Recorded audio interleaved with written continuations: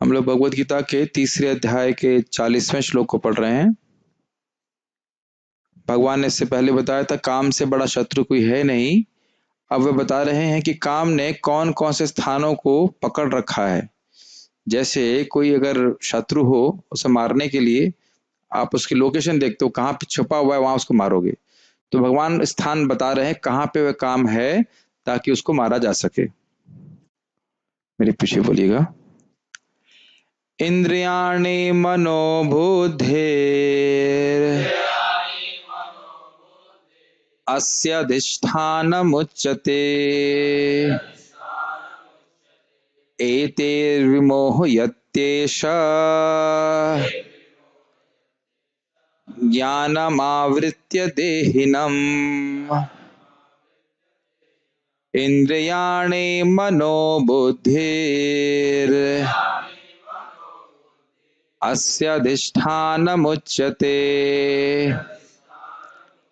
एतैर्विमोहयत्येष ज्ञानमावृत्य देहिनम्।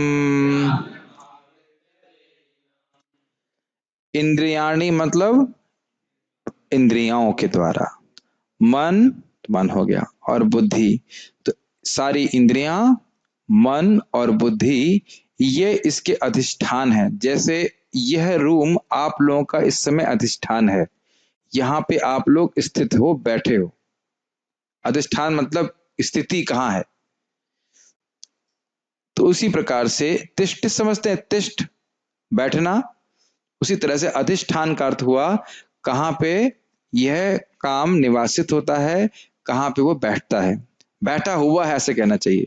मान लीजिए दुर्ग है, दुर्ग के अलग अलग भागों में कोई शत्रु ने अपना क्या कहते हैं कब्जा जमा रखा हो, तो उसी प्रकार से उसके तीन मुख्य रूप से अधिष्ठान है, इंद्रियां हैं, मन है और बुद्धि है। और फिर कह रहे हैं एतेर विमोहयत, इनके द्वारा, इनके अर्थात जो इंद्रियां, मन और बुद्धि काम से युक्त हैं, इनके द्वारा जो विमोह उत्पन्न होता है उससे एषः ज्ञानम आवृत्य, एष मतलब यह काम, देहिनम मतलब जो देह को धारण करने वाला जीव है उसके ज्ञान को आवृत्त कर ले। समझ में आ रहा श्लोक। देहिनम कौन है, देही कौन है, मैं, आत्मा जो इस देह को धारण किया हुआ है, उसके ज्ञान को यह काम इन इंद्रियों, मन और बुद्धि के द्वारा आवृत्त कर लेता है, क्योंकि यह मन, बुद्धि और इंद्रियां काम के द्वारा निवासित रहती हैं। काम कहाँ निवासित करता है, मन, बुद्धि और इंद्रिय में। समझ में आ रहा है श्लोक। फिर से रिपीट कर रहा हूं, इंद्रियां, मन और बुद्धि में काम निवासित करता है और इनके द्वारा वो ऑपरेट करके जीवात्मा को जो ज्ञान है कि भाई मैं आत्मा हूं, भगवान है, कृष्ण, मैं उनका दास हूं, ये इस ज्ञान को पूरी तरह से ढका रहता है। ये बात समझ में आ गया। ठीक है, ये सीधी सीधी बात है। हम आंख से कोई सुंदर वस्तु देखते हैं, तो अगर आंख में काम है तो कैसा लगता है, बताइए, बता दीजिए। इतना ज्ञान तो सबको पता ही होगा। जैसे कहा जाता है कि जब एक स्त्री का शरीर कहा जाता नहीं, अनुभव क्या होता है, इसीलिए बताइए।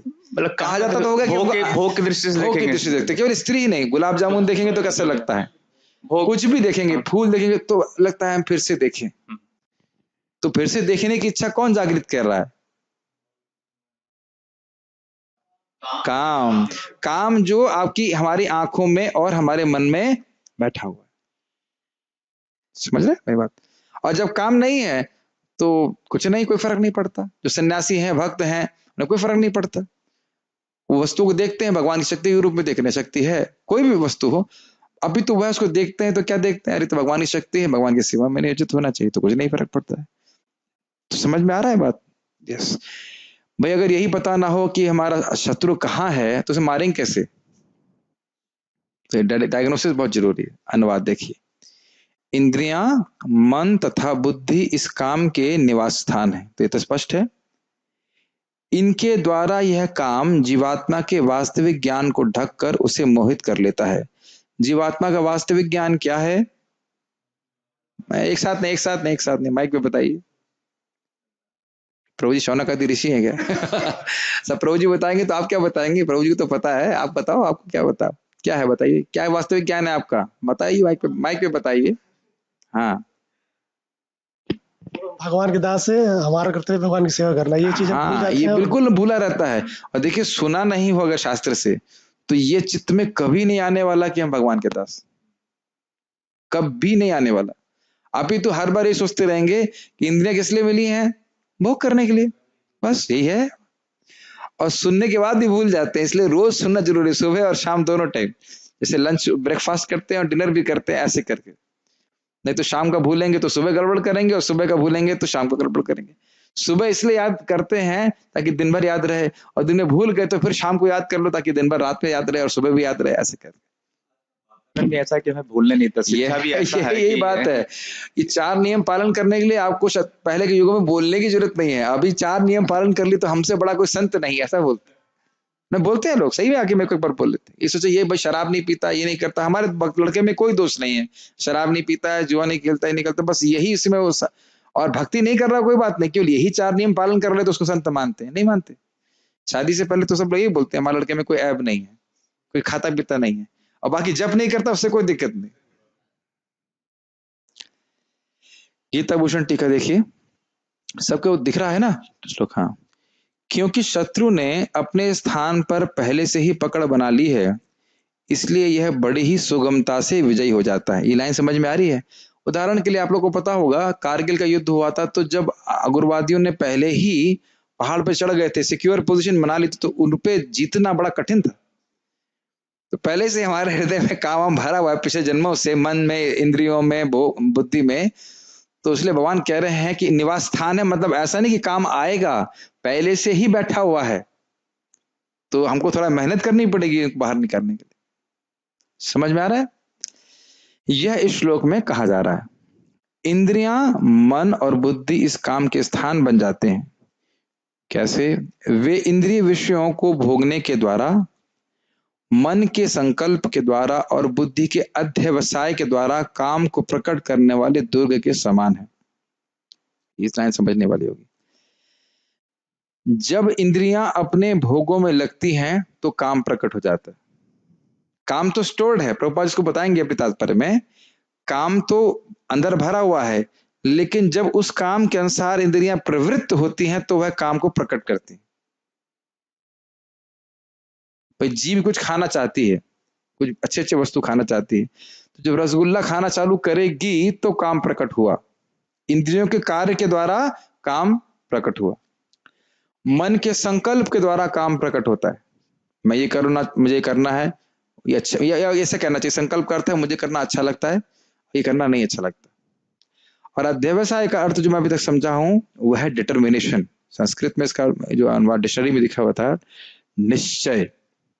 निश्चय बुद्धि का कार्य होता है कि अब ये मुझको करना ही है। मन बोलेगा हाँ आइसक्रीम खाओ, लेकिन निश्चय कि खाना ही है, कैसे खाना है, यह बुद्धि का कार्य होता है। क्या हो गया? चार्जिंग में इसको लगाते नहीं, खाली क्लास के समय लाते हैं। ठीक है, 3 चीज समझ में आ रही हैं। इंद्रियां तो कार्य कर रही हैं, आंखें वैसे देख रही हैं, काम कर रही हैं, आंख देख रही है, कान सुन रहा है, तो कान से कोई अब भौतिक वस्तु सुने तो काम उसमें फिर बाहर आ गया, काम प्रकट हो गया, बैठा हुआ है काम लेकिन बाहर प्रकट हो गया। मन या संकल्प के द्वारा, संकल्प और विकल्प के द्वारा, हमने पहले भी चर्चा किया था कि दूसरों की स्त्रियों से बात करने के लिए बारे में शास्त्र क्या कहता है, खूब बात करना चाहिए, नहीं बात करना चाहिए। तो वहां तो मन करेगा कि बात करें, और कहो साधुओं से बात करना चाहिए तो कहते नहीं वहां बात नहीं करेंगे, क्या करेंगे मिल करके से, क्या टाइम हमारे पास नहीं है, कल हमें प्रवचन देने जाना है, तो बोले जी कीर्तन करिए लेकिन लेक्चर सुनना अच्छा नहीं लगता लोगों को।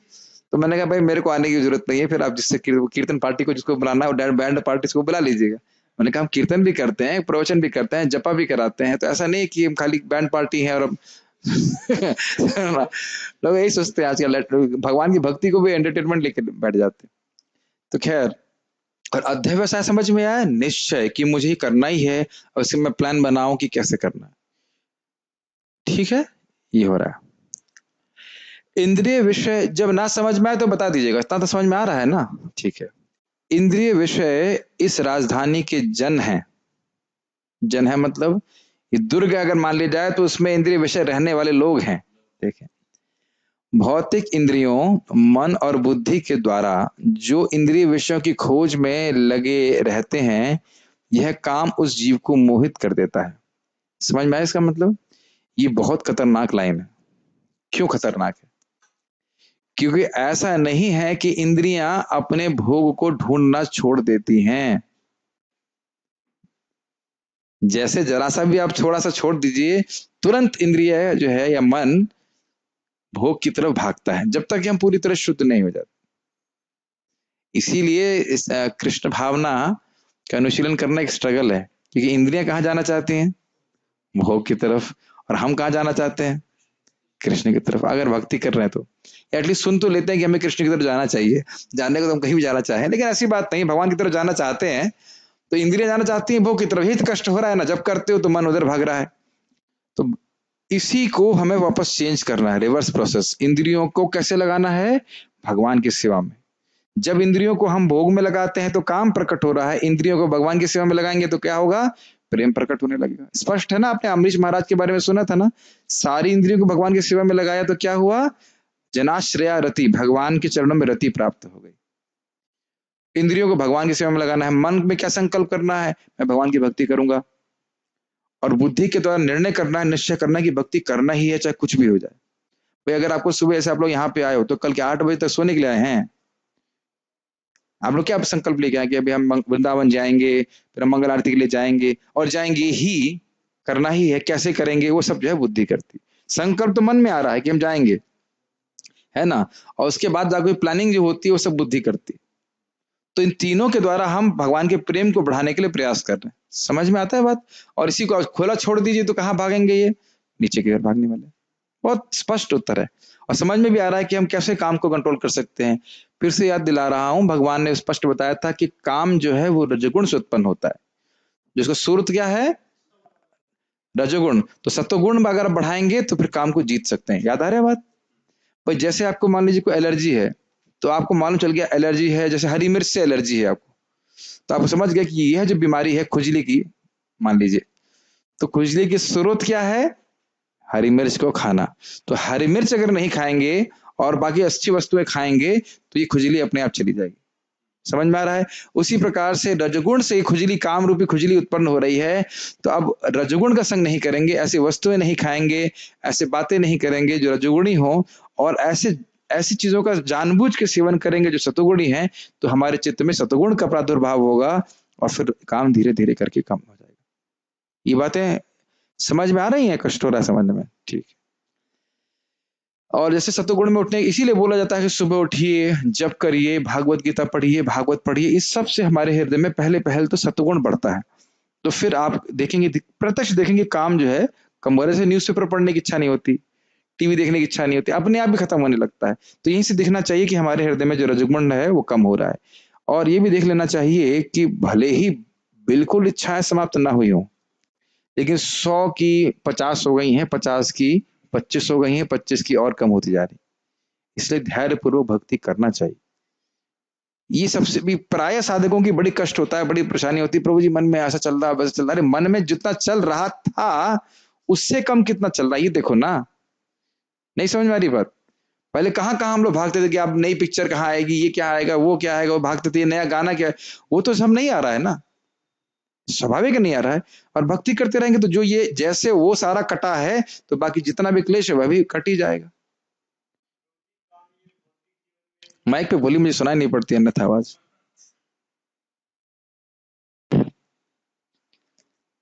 यस। जो काम है तो ये भौतिक जीवन में ही मतलब अपना काम करता है या आध्यात्मिक जीवन में भी? आध्यात्मिक जीवन में तो प्रेम होता है ना, भगवान की इंद्रियों को संतुष्ट करने की इच्छा को तो प्रेम कहा जाता है। तो मतलब काम का मतलब ही इच्छा हुआ? काम का मतलब इच्छा हुआ अपनी इंद्रिय तृप्ति के लिए जी। अपने भोग की इच्छा को काम कहा जाता है। और भगवान की इंद्रियों की संतुष्टि के लिए जो कार्य होता है उसको हम प्रेम कहते हैं। जी। ठीक है, ये बात फिर से समझ लीजिए, इसमें हमारे इंद्रियों और मन और बुद्धि का बहुत बड़ा रोल है। मैं रिपीट कर रहा हूं इस बात को कि कैसे उनको ऑपरेट करेंगे उसके अनुसार ये शत्रु मरने वाला है। इसीलिए बार बार शास्त्र को सुनना बहुत जरूरी है।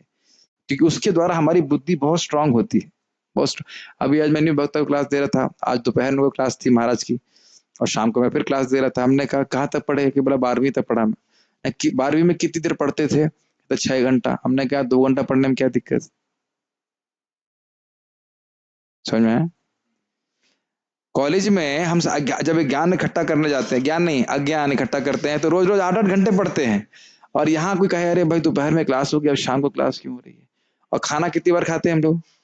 अब बोलते हैं सुबह खा लिया, अब तो अब बस बहुत हो गया, दोपहर में क्या खाना है। तो यह हरि कथा, भगवान का भजन, भक्ति, डिस्कशन, ये तो बहुत इंपॉर्टेंट है, ये बहुत इंपॉर्टेंट है। जितना हम सीख सके, अभी देखो हम लोग भी तो महाराज की क्लास सुन क्या है 2 घंटा, उसके बाद फिर 1 घंटा वहां क्लास करें, 1 घंटा क्लास करें, ये करना चाहिए। आज सुबह फिर भागवतम क्लास भी होती, तो ये हमारा जीवन है, इसको समझना चाहिए। जितना हमारा, स्पेशली ब्रह्मचारी की बात सुनिए, जितना ज्यादा हम भगवान के बारे में सुनेंगे, उतना ही अधिक हमारे हृदय से काम भागेगा। एकदम स्पष्ट, बहुत सबसे सर्वश्रेष्ठ तरीका है। आज महाराज क्या बता रहे थे, जैसे श्रवण करते हो मन उससे बंध जाता है, और मन सारी इंद्रियों का राजा है, तो तुरंत आपका इंद्रिय निग्रह होना चालू होता है। तो कम से कम सुबह शाम तो होना ही चाहिए। बढ़िया, बढ़ आगे पढ़ते हैं। तो जीव को मोहित कर देता है जिसे आत्मा का ज्ञान प्राप्त करना चाहिए। यह काम उस जीव को मोहित कर देता है जिसे आत्मा का ज्ञान प्राप्त करना चाहिए था, परंतु जो भौतिक पदार्थों से बनी देह को धारण कर रहा है। मतलब हम सब लोग जीव हैं और इस देह को धारण कर रहे हैं, और हमको यह समझना चाहिए था, ऐसे कार्यों से इनमें नियोजित होना चाहिए था जिसके द्वारा हम ये समझ सके कि हम आत्मा है।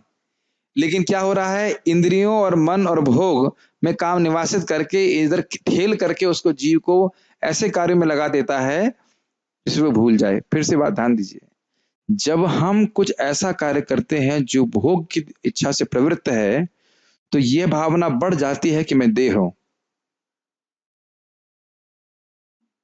समझ में आ रहा है? सबसे इसमें खतरनाक है स्त्री संग, और बाकी उसके पीछे जितने भी हैं वह सब, जितना हम इंद्रिय भोग में लगेंगे उतनी ही भावना बढ़ जाएगी कि मैं शरीर हूं। और जितना नाम जप करेंगे, भक्ति करेंगे, जितना भी हम कर सकते हैं अच्छे से करने का प्रयास करें, तो धीरे धीरे करके चेतना अपने आप जागृत होने लगती है कि मैं शरीर नहीं हूं, मैं भगवान का अंश हूं। ये एक विज्ञान की तरह कार्य करता है। इसको सब लोग अनुभूति किए हुए हैं। जब बचपन से भोग कर रहे थे तो ना आपको आत्म साक्षात्कार, अरे भाई तुम आत्मा हो, क्या कर रहे हो? किसी के हृदय में आई, बल्ब जला? किसी के हृदय में नहीं चलता है, कभी नहीं जलती, लाइट जलेगी नहीं। तो जब हम जप करते हैं, भक्ति करते हैं, तब धीरे धीरे समझ में आता है भाई हम शरीर नहीं है। ज्ञान, ये वास्तविकता है, हमें इसका अनुभूति नहीं हो रही, आगे आगे की बात है। ठीक है, लाइनें समझ में आ रही होंगी। मोहित करने का अर्थ है कि काम जीव को आत्मज्ञान से विमुख कर देता है और विषय रस में प्रवृत्त करता है। समझ में आया इसका बात का अर्थ? करना, आत्मा का सुख कहाँ पे है? भगवान की भक्ति से है, तो वहां से तो उसको हटा देता है। जैसे भी एक भक्त मुझे बता रहे थे, कह रहे थे कि मुझे अंदर से कोई बोल रहा है, क्या कर रहे हो ये, क्यों हरे कृष्ण वालों के बीच में बैठे हो? तो देखिए ये बहुत सारे कारण हो सकते हैं, लेकिन ये काम माया तो जरूर कर रही है। प्रभुपाद जी लेक्चर में बोलते हैं, भक्त में जब कोई भक्ति करने आएगा तो माया जरूर बोलती है, अरे यहाँ क्या कर रहे हो, टाइम वेस्ट कर रहे हो, चलो चलो भोग करो। और प्रभुपाद जी इसको और गंभीरता से बोलते, कहते हैं माया कहती है अरे तुम कृष्ण के पास में जा रहे हो, आओ मेरे पास आओ, मैं तुम्हें लात मारूंगी। और मुझे, हमको ढक लेती है, स्वरूप का अवबोध हो जाता है, और उसके बाद कहते हैं आओ आओ भोग करो। और फिर भोग करने का मतलब ये कि जीव को दुख प्राप्त होगा, लात पड़ेगी उसको। और हम लोग यहाँ हम लात खाने के लिए आते हैं ऐसे। कभी कभी अनुभव करके समझ में आ जाता है ना रुद्र प्रभु?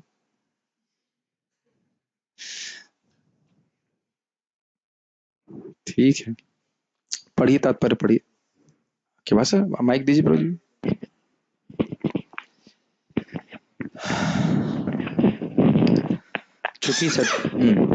चूंकि शत्रु ने बद्ध जीव के शरीर के विभिन्न सामरिक स्थानों पर अपना अधिकार कर लिया है, अतः भगवान कृष्ण उन स्थानों का संकेत कर रहे हैं जिससे शत्रु को जीतने वाला या जान ले कि शत्रु कहाँ पर है। एक छोटा सा प्रश्न, पिछले श्लोकों में एक काम रूपी शत्रु जो है, उसको राजनीति की जो 4 होते हैं उनमें से कौन से, किसे कैसे जीतेंगे? साम, दाम, दंड और भेद। आपसे पूछा था, जब आपसे पूछता था तो बोलते नहीं। ना तो शांति से मानने वाला है, ना दान दे के मानने वाला है, ना भेद दे सकते हो, बड़ा पापी है, इसको तो जान से ही मारना है। भगवान बोले हैं जही शत्रु महा, अभी बोले कि नहीं बोले, पढ़े श्लोक को, जही शत्रु महाबाहो काम रूप दुरासद, मेरे ख्याल से आगे आएगा, आगे आएगा। जही मतलब मारो, और पीछे मत, और कोई सोल्यूशन नहीं है, जान से मारो। जैसे उग्रवादी कोई होता है, उसको कोई मिठाई खिलाने की जरूरत नहीं है, क्योंकि आप मिठाई खिलाएंगे, ऐसे कहते हैं सांप को दूध पिलाएंगे तो उसका जहर बढ़ जाएगा। तो उसी प्रकार से इसको कुछ नहीं देना है, बस जान से काउंटर अटैक करना। हाँ हाँ, यस, अटैक करना है, यस। मन समस्त इंद्रियों के कार्यकलापों का, एक संबंध में छोटा सा जोक मार रहा हूँ, जोक इन द सेंस, महाराज को बोला, क्या नाम है उनका, कदम कानन महाराज, ब्रह्मचारी क्लास कर रहे थे, तो बोले कि, मैं इंग्लिश में बोल देता हूँ, बोले one devotee asked me, Maharaj what I should do if I have sex desire? तो महाराज बोले you should not do anything। समझ में आया? भक्त ने पूछा कि अगर मेरे हृदय में काम इच्छा आ रही तो क्या करना चाहिए? तो महाराज बोले कुछ नहीं करना चाहिए। बहुत सिंपल सा उत्तर है, कुछ नहीं करना चाहिए। वो अपने आप ही इच्छा, वो तरंग की तरह रहती है, तरंग आए करके शांत हो जाएगी। जैसे, बड़ा अच्छा उत्तर एक भक्त ने दिया, जैसे आपको भक्ति का सुख हमेशा प्राप्त नहीं होता है इस समय, उसी तरह भोग की इच्छा भी हमेशा नहीं रहती, तो आएगी जाएगी, उसको अपना काम करते रहने दो, चलते रहने दो। भगवान की मन के संग एक बीमारी है कि जब तक इंद्रियां के द्वारा प्रकट नहीं होगा वो कुछ नहीं कर सकता। तो इसलिए अभी आगे बोलने वाले हैं भगवान, इंद्रियों को संयमित करो, पहले इंद्रियों को संयमित, इंद्रियों के द्वारा इसके खाने को मत दो। जैसे खुजली हो रही, फिर एग्जाम्पल खुजली का, खुजली हुई एलर्जी की वजह से, तो अब जो हुई सो हुई, दवा खा रहे हो तो ठीक होगी, लेकिन हमने उसको एलर्जी वाली वस्तुएं नहीं देनी है, चाहे वो कितनी भी अच्छी हो, नहीं तो उसको भोजन मिलता रहेगा, फिर वह शक्ति प्रबल बनती रहेगी। एक और एग्जाम्पल मैं दूंगा, राधे श्याम प्रभु से सुना था कि किसी शेर को कैसे टाइट किया जाता है, तो खाने को नहीं देते उसको, जब खाने को नहीं देंगे तब वह जब भूखा पहले तो, और जब नहीं देंगे खाने के लिए तो अपना सर मारेगा, इधर करेगा, वाह वाह करेगा। ऐसे ही हमारे मन जो है एकदम अनियंत्रित शेर की तरह, जिसको हमने कभी नियंत्रित नहीं किया कई जन्मों से, जब नियंत्रित करने का प्रयास करेंगे तो बहुत उछल कूद करेगा, अरे ये क्या कर रहा है, ऐसे करेगा। और धीरे धीरे आप नाम जब करते रहेंगे तब समझ जाएगा कि भाई ये तो सुनने वाला नहीं है, इसकी हमें सुननी पड़ेगी। अगर मन को संयमित नहीं किया जा सकता तो भगवान ये बोल देते ना कि इसको करना असंभव है। असंभव नहीं बोल रहे हैं, मुश्किल बोले हैं। मुश्किल का मतलब असंभव नहीं होता। ठीक, हाँ प्रभु, माइक पे बोलिए। yes. एक काम वासना आती है, एक आंधी के समान है। मैं ये बोलने ही वाला था। तो कोई अगर व्यक्ति आंधी का सामना करेगा तो वो भी उड़ जाएगा, पेड़ भी उड़ जाते हैं, तो उस समय हमें अपने आप को मतलब शांत कर लेना चाहिए। यस, उस टाइम शांत रहे, भगवान का नाम जप करे और भक्तों के संग में रहे। ये बहुत इंपॉर्टेंट पॉइंट आपने मुझे याद दिला दिया। अगर हृदय में काम बहुत बढ़ रहा है तो अकेले नहीं रहना चाहिए। अकेले तो ऐसा हो गया कि मान लो जब 4-5 गुंडे इकट्ठे हुए तो अब उनसे अकेले लड़ने जाएंगे तो और बुलाएंगे ना, अरे भाई देखो लड़ने आ गए, चलो चलो और हमारे मित्र भी आ जाएं। तो भक्त संग में रहेंगे तो फिर बचो। अच्छा, दूसरी बात, कितना भी इससे हारें, बॉक्सिंग नहीं छोड़ना। आप मान लो ये भौतिक इच्छाएं, एक बॉक्सर है और आप बॉक्सर हो, कितना भी पिट जाओ आप मर नहीं सकते हो, क्योंकि आप आत्मा है। मेरी बात समझ में आ रही है? कितना भी खून निकले, दांत टूटे, कुछ भी, समझ पा रहे हैं ना क्या बोलने जाए, लेकिन फिर उठना है, फिर बॉक्सिंग चालू करनी है। और अब देखिए जितना आप बॉक्सिंग करते जाएंगे आप स्ट्रांग होते चले जाएंगे। भले शुरुआत में हम बड़े वीक रहे, इन भक्त संग रहेगा। और हमारे साथ प्रभुपाद जी सबसे महान बॉक्सर हैं। प्रभुपाद जी बोले तुम कितनी भी कठिनाई है, तुम्हारी सारी कठिनाई मैं अपनी एक लात से उड़ा सकता हूँ। तो महान आचार्य का हमारा कृपया आचरण करना चाहिए। आपको लग रहा है आज बड़ा कठिन है, जो चीजें आपको करना बड़ा कठिन लग रहा था वो आज 4-5 साल के बाद अगर भक्ति करते रहोगे बड़ा आसान लगता है, नहीं लगता? शुरुआत में मेरे को जब मैं आईटी में था, मेरे इसलिए 5 बजे उठना ही बड़ा मुश्किल होता था। 5 बजे कौन उठता था? 3:30 बजे आराम से उठ जाते। पहले ना कोई लोग 1 माला करना मुश्किल होता है, 16 माला तो बड़े आसानी से हो जाता है। तो इस प्रकार से अगर भक्ति करते रहे अच्छे से तो वह जो बाधाएं थी वो भक्ति के प्रभाव से अपने आप ही नष्ट हो जाए। बहुत अच्छा बात प्रभु जी ने बोला है, ईमानदारी। भगवान की प्राप्ति वही कर सकता है जो निर्व्यलिक भजन करे। निर्व्यलिक का अर्थ है ईमानदारी भजन। 16 माला है तो 16 माला करे। अगर कुछ गलती हो जाती है, भोग में भी प्रवृत्त हो जाए पुरानी आदत से, फिर भक्ति ही करता रहे। भावना ये होनी चाहिए, नरक नहीं जाता, लेकिन अगर मुझे अपने अपराधों की वजह से नरक भी जाना पड़े तो भी मैं भक्ति नहीं त्यागूंगा। तो भगवान की कृपा होगी उसके ऊपर, और भगवान से प्रार्थना करता रहे कि भगवान मेरे हृदय से ये सारी बुरी इच्छाओं को आप निरस्त कर दीजिए, बाहर कर दीजिए। वो कर देंगे, हरि नाम करते रहेंगे, एक दिन वहां सब गायब भी कर देंगे। ठीक है, पढ़िए रोज आगे। हाँ। मन समस्त इंद्रियों के कार्यकलापों का केंद्र बिंदु है, अतः जब हम बहुत ध्यान पूर्वक अब हम इस लाइन को सुनने वाले हैं, बहुत ध्यान पूर्वक सुनिए, सुनने पे ही है और बहुत ध्यान पूर्वक सुनिए। यस, पढ़िए। मन समस्त इंद्रियों के कार्यकलापों का केंद्र बिंदु है, अतः जब मेरा फोन भी यूज कर सकते हैं इस पर। हाँ, अतः जब हम इंद्रिय विषयों के संबंध में सुनते हैं तो मन इंद्र तृप्ति के समस्त भावों का आगर बन जाता है। क्या समझा आपने? सुनना सुनना सुनना, श्रवण के द्वारा ही भोग की इच्छा का निर्माण हृदय में होता है। फिर से रिपीट कर रहा हूं मैं, श्रवण के द्वारा ही भोगों का, इच्छाओं का निर्माण हृदय में होता है। जाहिर सी बात है कि अगर आप सबने भी कोई फोन लिया होगा तो सुन कि हाँ ये सैमसंग का फोन अच्छा है, अच्छा अच्छा, सुन सुन के आपने वो फोन खरीद लिया। किसी भी इच्छा का निर्माण श्रवण के द्वारा ही होता है। भक्ति कर रहे हैं, सुना है, भोग कर रहे हैं, सुना है।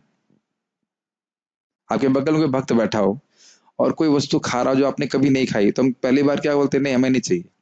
अब वो खाना चालू करते, अरे साहब क्या बढ़िया बना है, वाह बहुत बढ़िया बना है। मैंने अनुभूत किया ऐसे। एक बार मैंने एक्सपेरिमेंट किया, कुछ राजमा की सब्जी कुछ तो था, बगल में सीनियर डिवोटी बैठे थे, वो नहीं लिए, मैं खाना चालू किया, उन्होंने बोला भी नहीं, कहा आह कितना बढ़िया बना है। ऐसे 2-3 बार बोला, हमको भी लाओ, हमको भी लाओ। ये हिसाब किताब है।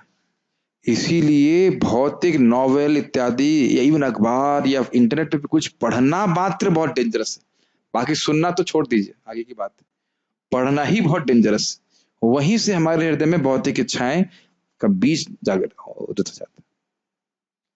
अदृष्टात अश्रुतात् भावात् ना भावो उपजायते, जिसको देखा नहीं, इसको सुना नहीं, वो भाव हृदय में उदित होगा नहीं। एक बात बहुत सिंपल सी है, अगर मैं दरवाजा बंद कर दूं इस रूम का, तो कहां भागेंगे आप लोग? जितनी भी उछल-कूद करनी है वो कहां करेंगे? इसी में करेंगे। तो महाराज जी बड़ा अच्छा बात बोले कि देखो हमारा मन तो बहुत बंदर की तरह चलता कूदता रहता है, लेकिन एक इसकी बड़ी मतलब एक अशक्यता है, मतलब अशक्यता का समझते हैं, मतलब वीकनेस है या कमजोरी है कि यह वहीं जाएगा जहां पे इंद्रियां पहले गई हैं। बाली के पहाड़ कैसे होते हैं? कभी जब में आपको दिक्कत आई कि बाली के पहाड़ का, वहां के झील और पहाड़ों का कुछ आपको चित्र आ रहा हो? कभी भी नहीं ना। भूटान का अब मैं बोलूंगा तो आप शायद मन में जिज्ञासा है, प्रभु जी क्या बोल रहे हैं बाली के? जब मैं इधर नेट पे देखता हूँ कैसे होते बाली, तब तो चित्र आएगा कुछ मन में, लेकिन मन में अन्यथा आएगा ही नहीं। इसीलिए भगवान बोल रहे हैं इंद्रियों को संयमित करो। मेरी बात आपको समझ में आ रही है? अच्छा, दूसरी बात आपने महसूस किया होगा कि हम लोग फिल्मी गाने नहीं सुनते, तो जब में कभी फिल्मी गाने आते हैं? कभी किसी भक्त ने बोला? कभी नहीं आते ना। और जब हम लोग सुना करते थे तो कितना मन में चलता रहता था, आता था ना। यस, तो यही अब जो हम लोग ये शास्त्र में सुन रहे हैं वो प्रैक्टिकल अपने जीवन में अनुभव कर रहे हैं कि फिल्मी गाने हमारे चित्र से गायब। फिल्में नहीं देख रहे हैं तो फिल्म का चित्र गायब। अब जो भी भोग का संस्कार एक्चुअली देखा जाए आ रहा है, तो वही है कि जो आसपास बीच में कहीं कुछ भोग किए होंगे वही चित्त में आता है। और जब भक्ति करते रहेंगे, और भागवत, दो चीजें बड़ी प्रबल हैं, भागवत और हरि नाम, इसमें अगर अब्जॉर्व होते रहे, भगवत गीता में अब्जॉर्व होते रहे, तो बड़ा जबरदस्त शुद्धिकरण होता है। फिर आपके चित्त में वही चलेगा भागवत के श्लोक का अर्थ क्या है, तो अच्छी बात है ना। आप मेरी बात समझ रहे हैं? ये चीज, इसलिए बहुत सतर्क रहना चाहिए कि हम क्या बातें कर रहे हैं। सबसे अच्छा है पूरा दिन हमको व्यस्त रहें भगवान की सेवा में या भगवान के बारे में श्रवण करने में। आप मेरे ख्याल से काफी श्रवण करते हैं, तो आप देखिए अनलाइवन हो जाते हैं ना, एकदम मन एकदम आपका अलग हो जाता है। तो बड़ा सतर्क होकर देखिए कि किससे बात कर रहे हैं, हम आज क्या सुन रहे हैं, शब्द के ऊपर क्या सुन रहे हो, क्या बोल रहे हो, ये बहुत जरूर देख लीजिए। पढ़ाई के अलावा अगर कोई कुछ कर रहा है तो फिर भगवान की भक्ति के ही बारे में बात करना चाहिए, बहुत सतर्क रहना चाहिए। ठीक है, पढ़िए। इस तरह मन तथा इंद्रियां काम की सड़ना स्थली बन जाते हैं। इसके बाद बुद्धि ऐसी कामपूर्ण रुचियों की राजधानी बन जाती है। बुद्धि आत्मा की निकट पड़ोसन है। काम में बुद्धि से आत्मा प्रभावित होता है, जिससे उसमें अहंकार उत्पन्न होता है और वह पदार्थ से तथा इस प्रकार मन तथा इंद्रियों से अपना तादात्म्य कर लेता है। ये समझ में आई बात? इंद्रियां, उसके ऊपर मन, उसके ऊपर बुद्धि और उसके ऊपर आत्मा। तो पड़ोसन कौन हुई? बुद्धि की, सॉरी आत्मा की। बुद्धि हो गई, तो बुद्धि खत्म हो गई तो बस कि मैं हूं कौन, मुझे क्या करना है, ये सब यही तो बुद्धि है ना। निश्चय करेगा ना, अभी मैं भगवान का दास हूं तो मुझे भगवान की सेवा करनी चाहिए, वही बुद्धि में अगर काम पकड़ लिया तो बस खत्म। इसीलिए शास्त्र बुद्धि बहुत जरूरी है, इसीलिए शास्त्रों का श्रवण बहुत जरूरी था कि हमारी बुद्धि शास्त्रिक हो, ना कि लौकिक बुद्धि। लौकिक बुद्धि तो वही भोग बुद्धि है। समझ रहे हैं? क्या होगा? अहंकार हमारे पर चढ़ जाएगा, हम सोचेंगे हम शरीर हैं, और शरीर का है, उसके बाद तो फिर भोग निश्चित करना। भोग करने के लिए यह बुद्धि होना बहुत जरूरी है कि मैं शरीर हूं। ये बातें समझ में आती? अगर भोग करना है तो ये आपको कन्विंस करना पड़ेगा माया को कि आप शरीर हैं, तभी भोग में बुद्धि आएगी, नहीं तो कोई भोग नहीं कर सकता। यस, ये तादात्म्य वाली बात समझ में आ रही है? ये थोड़ा क्लियर नहीं हुआ होगा। मन और इंद्रियों से अपना तादात्म्य कर लेता है, मतलब जो मन को अच्छा लग रहा है वह मुझको अच्छा लग रहा है, जो इंद्रियों को अच्छा लग रहा है वह मुझको अच्छा लग रहा है, जबकि मैं मन और इंद्रियों से परे हूं, सुपीरियर भी हूं और परे। वही परे करते ही हो गया। Does it make sense? नहीं समझ में आ रही बात? तादात्म्य समझ में आ रहा है? अपनी पहचान मन और इंद्रियों से करना। आंखों को जो अच्छा लग रहा है, हाँ वो मुझको बड़ा बड़ा सुंदर लग रहा है, बड़ा अच्छा लग रहा है। किसको अच्छा लग रहा है? हमारी इंद्रियों को अच्छा लग रहा है, मन को अच्छा लग रहा है, लेकिन हम मन और इंद्रिय नहीं है। अच्छा, जो अच्छा नहीं लग रहा मन और इंद्रियों को, तो मुझे अच्छा नहीं लग रहा। भाई जब में मन नहीं लग रहा है तो किसको नहीं लग रहा है? मन किसको अच्छा नहीं लग रहा है?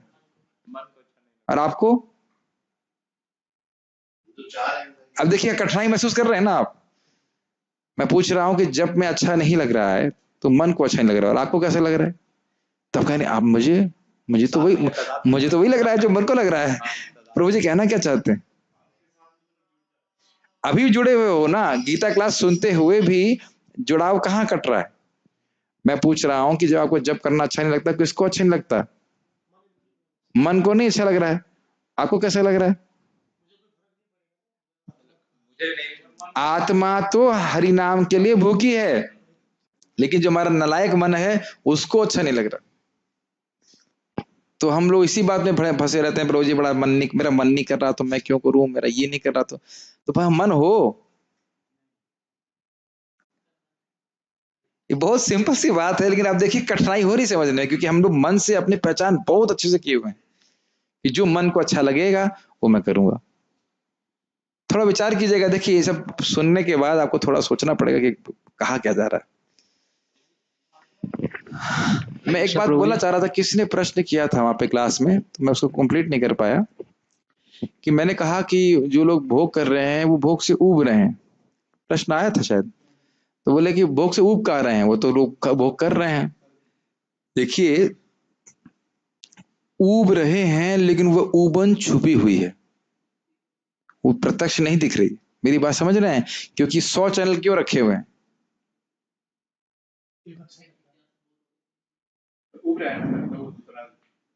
एक मिनट रुकिए। अगर ऊबन नहीं हो रही होती तो वो 100 चैनल क्यों चेंज करते? नहीं समझ में आ रही? और हमें भगवान की भक्ति में सुख प्राप्त हो रहा है, यह भी छुपा हुआ है। कैसे बताइए? हमको रोज अच्छा लगता है, लेकिन वह जो रस है वह छुपा हुआ है। अनर्थ निवृत्ति के बाद आपको प्रत्यक्ष रस देने लग जाएगा, क्योंकि आप चेंज नहीं करना चाहते हो। इस समय भी जब भक्ति करने को नहीं मिलता है तो कठिनाई होती है ना लिटिल कृष्णा? क्या लगता है आपको? जब भक्ति नहीं कर पाते हैं तो आप परेशान हो जाते हैं कि नहीं हो जाते? आपको रोज भक्ति करने में अच्छा लगता है, ये आप कुछ कह नहीं सकते कि अच्छा लगता है, लेकिन जब हम नहीं कर पाते हैं तो बड़ा खराब लगता है। आप मेरी समझ रहे हैं बात में क्या कर, हम रोज करते हैं तो ऐसा नहीं लगेगा कि बहुत अच्छा लगता है। अगर आप एडवांस डिवोटी तो रोज अच्छा लगेगा, लेकिन शुरुआत की अवस्था में आपको भले लगे कि हमें अच्छा नहीं लग रहा, लेकिन नहीं कर पाएंगे तो बड़ा फिर अजीब सा लगता है। जब आप लोग घर जाते हैं तो अनुभव होता है ना, जब नहीं कर पाते भक्ति। तो ये दोनों चीजें कवर्ड हैं। भोगों में जो दुख है वो छुपा हुआ है, शुरुआत, और भक्ति का सुख भी शुरुआत की अवस्था में छुपा हुआ लगता है। भाई आप लोगों को पैसे थोड़ा ना दे रहा हूँ गीता क्लास करने के लिए, फिर भी आप सुन रहे हैं, तो कहीं ना कहीं अच्छा लग रहा है कि नहीं लग रहा। और वो अच्छे लगने को एक्सप्लेन नहीं कर सकते आप शुरुआत में। पीलिया की बीमारी वाली माइक कुछ नहीं सुनाई पड़ा मुझे। जब किसी व्यक्ति को जॉन्डिस की बीमारी हो जाती है तो उसको जो है शुगर केन जूस से ही जो है उसको ठीक किया जाता है। हाँ। तो शुरुआत में उसको अच्छा नहीं लगता है, तो उस तरह हरिनाम में तो रस है, लेकिन जब हम बीमार है तो हमें अच्छा नहीं लगता, और धीरे धीरे जब उसको मीठापन लगने लगता है तो कहता है, डॉक्टर कहते हैं कि अब आप ठीक होने रहे हो।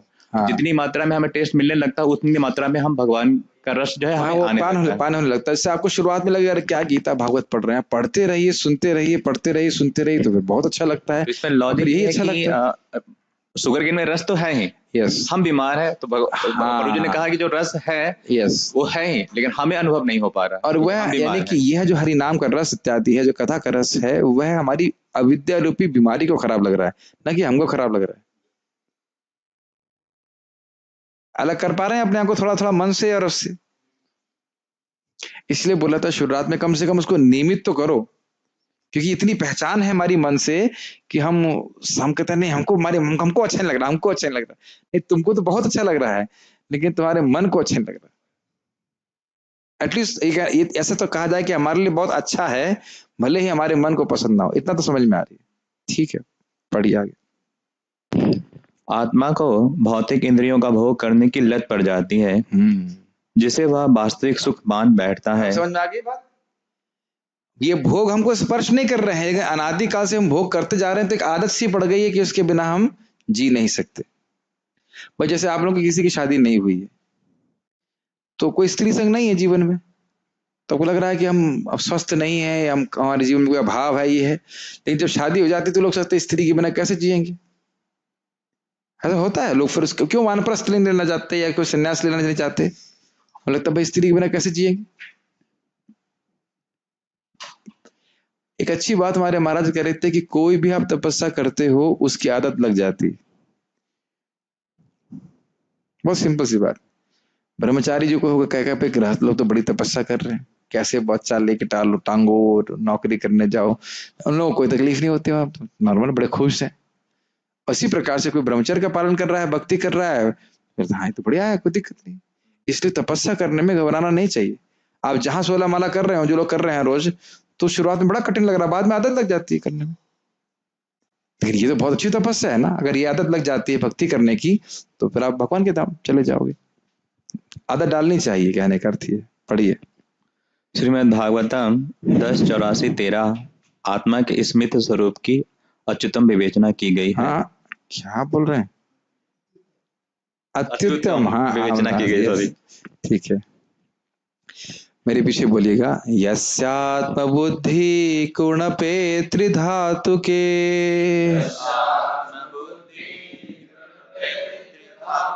स्वधि कलत्रादिषु भौम इज्जधि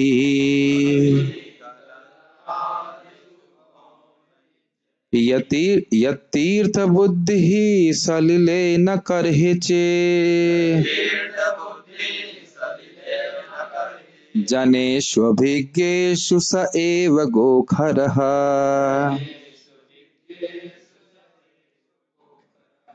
इसका वचन है पता है? भगवान कृष्ण का है, कह रहे हैं प्रभात क्षेत्र में। तो कह रहे हैं यस्यात्म बुद्धि कुणपे त्रिधातु के, जिसकी आत्म बुद्धि हो जाती है इन 3 धातुओं से बने हुए शरीर से। 3 धातु मतलब कफ पित्त और वायु के बने शरीर से आत्म बुद्धि जाती है कि मैं ये देह हूं।